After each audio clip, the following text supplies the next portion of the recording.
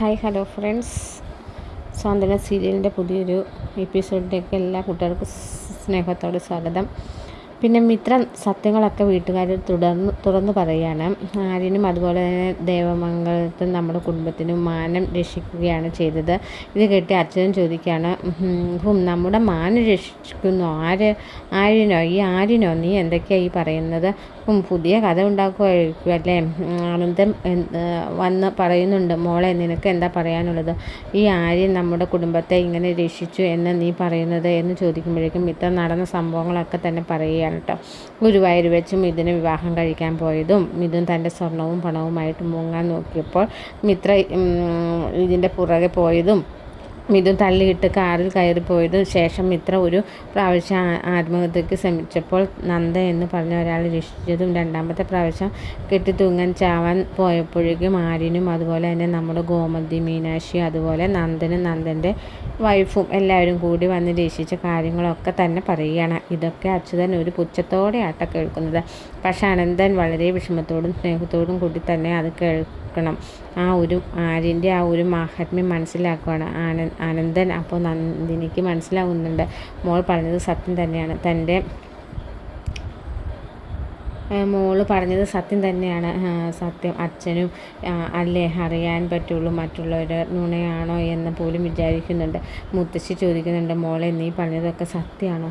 സത്യമാണെങ്കിൽ എൻ്റെ തലയിൽ തൊട്ട് സത്യം ചെയ്യുവേണ്ടി പറയുമ്പോൾ നമ്മുടെ മിത്ര മുത്തശ്ശിയുടെ തലയിൽ തൊട്ട് സത്യം പറയുന്നുണ്ട്, മുത്തശ്ശി ഞാൻ പറഞ്ഞതൊക്കെ സത്യമാണ്, ഞാൻ നുണ പറഞ്ഞതല്ല. മുത്തശ്ശി ഞാനും ആര്യനും തമ്മിലൊരു റിലേഷനും ഒരു സ്നേഹബന്ധമോ ഒന്നും ഉണ്ടായിരുന്നില്ല. വിവാഹശേഷം പക്ഷേ ഞാനിപ്പോൾ എൻ്റെ ആര്യനെ ഇഷ്ടപ്പെടുന്നു. ഈ ലോകത്ത് മറ്റൊന്നിനേക്കാളും ആര്യനെ ഞാൻ ഇഷ്ടപ്പെടുന്നു. ആര്യൻ എനിക്ക് വേണ്ടി വലിയൊരു ത്യാഗമാണ് ചെയ്തത്. അപ്പോൾ ആര്യനെ സഹായിക്കേണ്ടത് എൻ്റെ കടമയല്ലേ? തീർച്ചയായിട്ടും മോളെ, നീ ചെയ്തത് വളരെ നല്ല കാര്യമാണ്. അനന്തൻ നിനക്ക് എന്താ പറയാനുള്ളത് എന്ന് ചോദിക്കുമ്പോൾ അനന്തൻ പറയുന്നുണ്ട്, അമ്മേ ഈ കാര്യങ്ങൾ പകുതിയിൽ കൂടുതൽ നമ്മുടെ സ്റ്റേഷനിൽ നിന്ന് എന്നെ വിളിച്ച SI കാര്യങ്ങളൊക്കെ എന്നോട് പറഞ്ഞു. ഇവൾ സ്നേഹിച്ച പയ്യൻ വേറെ ആരുമല്ല, ആ മിഥുനാണ്, അലോകിൻ്റെ കൂട്ടുകാരൻ. ഇവിടെ ഇടയ്ക്ക് വീട്ടിൽ വരാറുണ്ടായിരുന്നില്ലേ, അവൻ ഏതോ കേസിൽ കസ്റ്റഡിയിൽ എടുത്തപ്പോഴാണ് സ്വർണ്ണാഭരണങ്ങളൊക്കെ കണ്ടെത്തിയത്. അങ്ങനെയാണ് അത് മിത്രയുടെ ആണെന്ന് അവൻ്റെ വായിൽ നിന്ന് തന്നെ സത്യങ്ങൾ തുറന്നു പറഞ്ഞു. മിത്രയെ വിളിപ്പിച്ചപ്പോൾ സ്വർണ്ണാഭരണങ്ങൾ കൊടുത്തത്. അപ്പോഴും ആര്യനും മിത്രയും പറഞ്ഞത് ഈ സ്വർണ്ണാഭരണങ്ങൾ വീട്ടിൽ കൊണ്ടുപോയി കൊടുക്കാനാണ്. പിന്നെ സ്വർണം പണയം വെച്ചേക്കാൻ എൻ്റെ മോളുടെ ഒറ്റ നിർബന്ധത്തിലാണ്. പക്ഷേ ഞാൻ അവളെ കുറ്റം പറയുന്നില്ല. എത്ര കൊടുത്താലും എന്ത് കൊടുത്താലും ഇത്രയായില്ല ആര്യനെ. മോനെ ആര്യ, നിൻ്റെ സ്നേഹം മനസ്സിലാക്കാൻ വൈകിപ്പോയിടാ. അച്യുതൻ പറയുന്നുണ്ട് കേട്ടോ. ചേട്ടനൊന്നും നാണമില്ല ചേട്ടാ ഇങ്ങനെയൊക്കെ പറയാനായിട്ട്. ഈ ആര്യനാണ് ചേട്ടൻ്റെ അടുത്ത് പൊക്കി തലയിലേക്ക് വെക്കുന്നത്. ഇവൻ എൻ്റെ പൊന്നു ചേട്ടാ, ചേട്ടൻ്റെ മോളെ ചേട്ടന് വലിയ വിശ്വാസമായിരിക്കും. അവൾ പറഞ്ഞതൊക്കെ സത്യമാണെന്ന് ചേട്ടൻ ഇങ്ങനെ വിശ്വസിക്കില്ലേ? അവൾ ഒരു കഥ ഉണ്ടാക്കി പറയുകയാണ് അവളുടെ ഭർത്താവിനെ രക്ഷിക്കാനായിട്ട്. അപ്പോൾ ഇത് കേട്ട് ഗോമതി പറയുന്നുണ്ട്, എൻ്റെ മോനും എൻ്റെ മോളും ഒരു കഥയും ഉണ്ടാക്കി പറയല്ല, അത് നടന്ന സംഭവമാണ്. ഞാൻ ആ സമയത്ത് ഒന്ന് മാത്രമേ വിചാരിച്ചുള്ളൂ, എൻ്റെ ചേട്ടന്മാരെ ഒരിക്കലും നാട്ടുകാരുടെ മുമ്പ് നാണം കെടുത്തരുത് എന്ന് ഞാൻ വിചാരിച്ചുള്ളൂ. ഇതിൻ്റെ പേരിൽ ആര്യൻ ഒരുപാട് അനുഭവിച്ചിട്ടുണ്ട്. ബാലേട്ടനെ ആദ്യം ഒന്നും സത്യം അറിയില്ലായിരുന്നു, ആർക്കും അറിയില്ലായിരുന്നു, എനിക്കും മീനുവിനും ആര്യനും ഇത്രയ്ക്കും അല്ലാതെ വേറെ ആർക്കും അറിയില്ലായിരുന്നു. ഈ ഇടയ്ക്ക് അതായത് മിഥുനെ ആക്സിഡൻ്റ് ആയിട്ട് റോഡിൽ നിന്ന് നമ്മുടെ ബാലേട്ടൻ എടുത്തുകൊണ്ട് വന്നു വീട്ടിലേക്ക് കൊണ്ടുവന്നു. പക്ഷേ മിഥുനാണെന്ന് ബാലേട്ടൻ അറിയില്ലല്ലോ. അതിനുശേഷമാണ് മിഥുനെക്കുറിച്ച് രഹസ്യങ്ങളൊക്കെ ബാലേട്ടൻ അറിയുകയും ചോദിക്കുകയും ഒക്കെ ചെയ്തത്. അപ്പോഴാണ് ബാലേട്ടൻ പോലും സത്യങ്ങളൊക്കെ മനസ്സിലാക്കിയത്. അങ്ങനെ ഈ വീട്ടിൽ ബാക്കിയുള്ളവരെല്ലാം പക്ഷേ ഇപ്പോഴാണ് മനസ്സിലാക്കുന്നത്. ബാലേട്ടനും കുറച്ച് മുമ്പ് മനസ്സിലാക്കി, പക്ഷേ ആകാശും അനന്തനും ഒക്കെ ഇപ്പോഴാണ് ഈ സത്യം മനസ്സിലാക്കുന്നത് എന്ന് പറയാട്ടോ. അപ്പോൾ എല്ലാവർക്കും ഇത്ര വേണ്ട, എന്നോട് ക്ഷമിക്കണം, എന്നൊരു മോശം പെണ്ണായിട്ട് ആരും കാണരുത്. ഞാൻ അവനെ വിശ്വസിച്ച് പോയി, അവൻ്റെ കൂടെ ഇറങ്ങിപ്പോയതിനു ശേഷം പിന്നെ സംഭവിച്ചതെല്ലാം ഇത് തന്നെയാണ് എന്ന് പറയുമ്പോഴേക്കും അച്യുതൻ പറയുന്നുണ്ട്, ഏട്ടാ ഇതൊന്നും വിശ്വസിക്കില്ല ഏട്ടാ, അതേ ഈ സ്വർണ്ണം ഏട്ടൻ തന്നെ കയ്യിൽ വെച്ചോ, വാ എല്ലാവർക്കും പോകാം. എന്നിട്ട് അകത്തേക്ക് വിളിക്കുകയാണ്. അപ്പോൾ അലോകിന് മനസ്സിലായി ഇത് സത്യമാണെന്ന്. അലോക് മനസ്സിൽ വിചാരിക്കുന്നുണ്ട് ഇത് സത്യം തന്നെയാണ്, കാരണം അലോകിന് ഇത് നേരത്തെ തോന്നിയ കാര്യമാണ്. അങ്ങനെ അലോക് അച്ഛനെ വിളിച്ചു മാറ്റി പറയുന്നുണ്ട്, അച്ഛ അവൾ പറഞ്ഞത് സത്യം തന്നെയാണ് അച്ഛ, അത് നിനക്ക് എങ്ങനെ അറിയാം? ഇവളും ഇതിനും തമ്മിൽ എന്തോ ബന്ധമുണ്ടെന്നും എനിക്ക് തോന്നിയിരുന്നു. ഇവളും ഇതിൻ്റെ കൂടെയാണോ ഇറങ്ങിപ്പോയതെന്ന് സംശയമുണ്ടായിരുന്നു. പക്ഷേ ഇപ്പോൾ എല്ലാം കൂട്ടി വായിക്കുമ്പോൾ എല്ലാം പറഞ്ഞത് സത്യം തന്നെയാണ്. എന്നാലും ആരും ഇവിടെ അടുത്ത് എന്തിനാ തല വെച്ചതല്ലേ, എനിക്ക് അവനെ ഇഷ്ടമൊന്നുമല്ല. നമ്മുടെ ശത്രുവിൻ്റെ മകനാണ്. പക്ഷേ എങ്കിൽ പോലും ഇങ്ങനെ ഒരു ഇഷ്ടമില്ലാത്ത വേറൊരുത്തനെ കൂടെ ഇറങ്ങിപ്പോയ പെണ്ണിനെ ആരെങ്കിലും എടുത്ത് തലയിൽ വെക്കുമോ? എനിക്ക് അതാണ് വിശ്വാസമില്ലാത്തത്. അതെന്തെങ്കിലും ആട്ടെ അച്ഛാ, നമുക്ക് അധികം ഇവിടെ നിൽക്കാതിരിക്കും നല്ലത്. പിന്നെ അവൾ സാക്ഷികളും കാര്യങ്ങളും കൊണ്ട് ഒരു കോടി തെളിയിപ്പിക്കും. അതുകൊണ്ട് നമുക്ക് നൈസായിട്ട് വിലയ്ക്ക് മുങ്ങാം. എല്ലാവരും വന്നേ മീറ്റിങ്ങൊക്കെ പിരിച്ചുവിട്ട് എല്ലാവരും അകത്തേക്ക് കയറി എന്ന് പറഞ്ഞിട്ട് അച്യുതൻ എല്ലാവരെയും വിളിച്ചുകൊണ്ട് പോകും കേട്ടോ. അനന്തം മാത്രം അവിടെ തന്നെ നിൽക്കും കേട്ടോ. നമ്മുടെ നന്ദിനിയും നിൽക്കുന്നുണ്ട്. രണ്ടുപേരുടെയും കൈ കൂപ്പി നിൽക്കുകയാണ് നമ്മുടെ ആര്യൻ്റെ മുമ്പിൽ. തൻ്റെ മകളുടെ ജീവൻ രക്ഷിച്ച ആര്യൻ്റെ മുമ്പിൽ കൈ കൂപ്പി പിടിച്ച് നിൽക്കുകയാണ്. അതിനുശേഷം അനന്തം കരഞ്ഞുകൊണ്ട് നമ്മുടെ നന്ദിനിയെ വിളിച്ചുകൊണ്ട് അകത്തേക്ക് കയറി പോവുകയാണ്. മിത്ര പൊട്ടി കരഞ്ഞുകൊണ്ടിരിക്കാട്ടോ. ബാലൻ മിത്രയെ അടുത്ത് പറയുന്ന, നീ എന്തിനാ മോളെ ഇതൊക്കെ അവരോട് പറഞ്ഞത്? അവർ ഇതൊക്കെ വിശ്വസിക്കുന്നുണ്ടോ എന്ന് നിനക്ക് തോന്നുന്നുണ്ടോ? നിൻ്റെ ക്യാരക്ടർ അല്ലേ അവർ മോശമായിട്ട് കാണുന്നത്. സാരമില്ല അങ്കിളെ, കാരണം വെച്ചാൽ ആര്യനെ മോശമായിട്ട് കാണരുത്, എനിക്ക് അത്രയേ ഉള്ളൂ എന്ന് മിത്ര പറയാം. അങ്ങനെ ആര്യനും ഒന്നും മിണ്ടാതെ അവിടെ നിന്ന് പോവുകയാണ് ചെയ്യണം കേട്ടോ.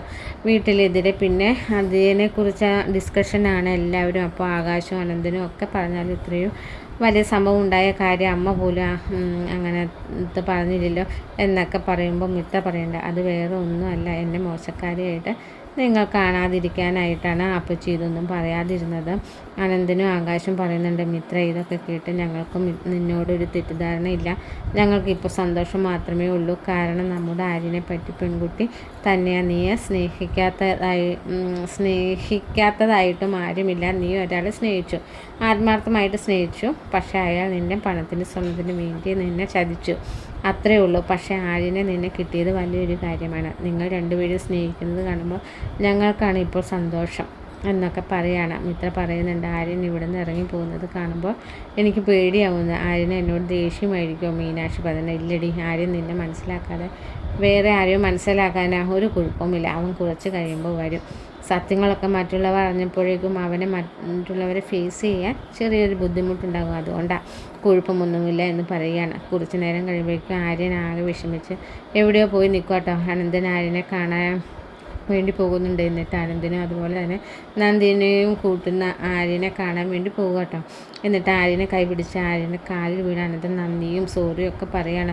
തൻ്റെ മകളുടെ ജീവൻ രക്ഷിച്ച ആര്യൻ, നിനക്ക് ഞങ്ങൾ എന്താണ് തരേണ്ടതെന്ന് ചോദിക്കുമ്പോഴേക്കും ആര്യൻ പറയും, അങ്കിളെ മോളെ ഞാൻ ഒരിക്കലും സ്നേഹിച്ചിട്ടുണ്ടായിരുന്നില്ല. അവളെ ഞാൻ ശത്രുവിനെ പോലെ തന്നെയാണ് കണ്ടത്. പക്ഷേ വിവാഹശേഷമാണ് അവളുടെ മനസ്സിലെ നന്മ ഞാൻ മനസ്സിലാക്കിയത്. അവളുടെ മനസ്സിൽ അങ്ങനത്തെ ഒരു നന്മയുണ്ടെന്ന് അതിൻ്റെ കാരണക്കാരൻ മാമനും അതുപോലെ തന്നെ അമ്മായിയാണ്. നിങ്ങളുടെ മനസ്സിൻ്റെ നന്മ കൊണ്ട് നന്മയാണ് മിത്രയ്ക്കും കിട്ടിയത്. അതുകൊണ്ടാണ് അവളെ ഞാൻ വേണ്ടെന്നും പറഞ്ഞിട്ട് പോലും എന്നെ സഹിക്കാൻ പോയത്. ഞാൻ വീട്ടിൽ നിന്ന് പിണങ്ങി ഇറങ്ങി വന്നൊന്നുമല്ല. എനിക്ക് വേണ്ടി അവൾ അത്രയ്ക്കും ചെയ്തല്ലോ, റിസ്ക് എടുത്തിട്ട്. അത് ആലോചിച്ചിട്ട് എനിക്ക് വിഷമവും സങ്കടവും എന്നിട്ടാണ് ഞാൻ ഇറങ്ങിയത്.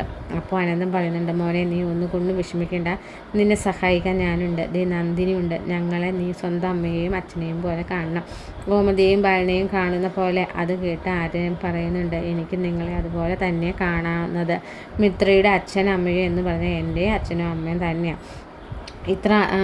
മിത്ര അത്രമാത്രം എൻ്റെ അച്ഛനും അമ്മയും സ്നേഹിക്കുന്നുണ്ട്. അതുപോലെ അതുകൊണ്ട് ഞാൻ നിങ്ങളെ ഒരുപാട് സ്നേഹിക്കുന്നുണ്ട്. പക്ഷേ നിങ്ങൾ ഇപ്പോൾ പറഞ്ഞ സഹായം എന്ന് എനിക്കിപ്പോൾ വേണ്ട, സ്വന്തമായിട്ടൊരു ബിസിനസ് തുടങ്ങണം, അത്രയേ എനിക്കുള്ളൂ എന്ന് സഹായിക്കാമെന്ന് പറഞ്ഞതാണ് അച്ഛനും അതുപോലെ തന്നെ മീനാക്ഷി അടുത്തേയും എല്ലാവരും പറഞ്ഞതാണ്. പക്ഷേ എനിക്കൊരാഗ്രഹം ഉണ്ടായിരുന്നു, ബാങ്കിൽ നിന്ന് ലോൺ എടുത്ത് ആ ലോൺ ഞാൻ അടയ്ക്കുകയാണെങ്കിൽ എനിക്ക് കുഴപ്പമില്ല. പക്ഷേ മറ്റുള്ളവർ അതിൽ എഫേർട്ട് എടുക്കുന്നത് എനിക്ക് താല്പര്യമില്ലാത്തതുകൊണ്ടാണ് മറ്റുള്ളവരുടെ സഹായമൊന്നും ഞാൻ വേണ്ടെന്ന് പറഞ്ഞത്. അപ്പോൾ അനന്തൻ പറഞ്ഞു, ശരി മോനെ എന്തിനു സഹായമാണെങ്കിലും വേണമെങ്കിൽ ചോദിച്ചാൽ മതി. എന്നിട്ട് അനന്തൻ അവിടെ നിന്ന് പോകുന്നുണ്ട് കേട്ടോ. അനന്തൻ പിന്നീട് ബാങ്കുകാരോട് സംസാരിക്കുകയാണ്. അനന്തൻ ബാങ്കുകാരെ ഭയങ്കര ഡീലാണല്ലോ, ലോൺ ചോദിച്ചുമായിരുന്നോ എന്ന് ചോദിക്കുന്നുണ്ട്. അടുത്ത ബാങ്കിൽ വന്നിരുന്നു, ഗോമതി സ്റ്റോഴ്സ് ബാലൻ്റെ മകനല്ലേ, അതെ, അവനെന്താ ലോൺ കൊടുക്കാതിരുന്നത്? അത് വ്യക്തമായിട്ട് ഒരു ആധാരോ അല്ലെങ്കിൽ പണയം വെക്കാനോ അല്ലെങ്കിൽ സ്വർണമോ അങ്ങനത്തെ ഒന്നും തന്നെ ഇല്ല. ജസ്റ്റ് ഒരു വ്യവസായം തുടങ്ങാൻ ലോൺ, അതിനതായിട്ടുള്ള കുറച്ച് ഫോർമാലിറ്റീസ് ഇല്ലേ സാറേ, അത് കൊടുക്കാതിരുന്നത്. എങ്കിൽ അവന് ലോൺ കൊടുക്കണമെന്ന്. ഫോർമാലിറ്റീസ് ആണെങ്കിൽ ഞാൻ നോക്കിക്കോളാം. പിന്നെ ഞാൻ കാണേണ്ട രീതിയിൽ ലോൺ കൊടുക്കണം, ആരും അറിയരുത് എന്ന് അനന്തം പറയുകയാണ്. അയാൾക്ക് ലോൺ സാങ്ഷനായി, അതുകൊണ്ട് ലോൺ കൊടുത്തു, അങ്ങനെ മാത്രമേ അറിയാൻ പാടുള്ളൂ എന്ന് പറയുകയാണ്. ശരി സാറ് എന്ന് ഞാൻ അങ്ങനെ ചെയ്തോളാം. പിന്നെ ലോൺ അടവൊക്കെ ഒരു മുടക്കം വരുത്തിയാലും എന്നെ രഹസ്യമായിട്ട് വിളിച്ച് പറഞ്ഞാൽ മതി, ഞാൻ വേണ്ട പോലെ ചെയ്തോളാം എന്ന് അനന്തം പറയുകയാണ്. അങ്ങനെ അനന്തം മുഖേന ആണ് ബാങ്കുകാർ പിന്നെ ആര്യനെ വിളിക്കുന്നുണ്ട്, ലോൺ ശരിയായിട്ടുണ്ട് എന്ന് പറഞ്ഞിട്ട്. അപ്പോൾ ആര്യന് അപ്പോഴും സംശയമായി ഒന്നുമില്ല, അനന്തൻ്റെ സഹായിക്കുന്നത് എന്ന് ആര്യന് ഭയങ്കര സന്തോഷമായിട്ടോ. അങ്ങനെയാണ് ആര്യന് ആ ഒരു ബിസിനസ് തുടങ്ങുന്നത്. എന്തായാലും ഈ ഭാഗത്തിന് വേണ്ടിയാണ് നമുക്ക് കാത്തിരിക്കാം ഫ്രണ്ട്സ്. വീഡിയോ ഇഷ്ടമായാൽ ലൈക്ക് ചെയ്യുക, സബ്സ്ക്രൈബ് ചെയ്യുക, കമൻറ്റ് ചെയ്യുക. മറ്റൊരു വീഡിയോയുമായി നാളെ കാണാം. Take care, bye bye.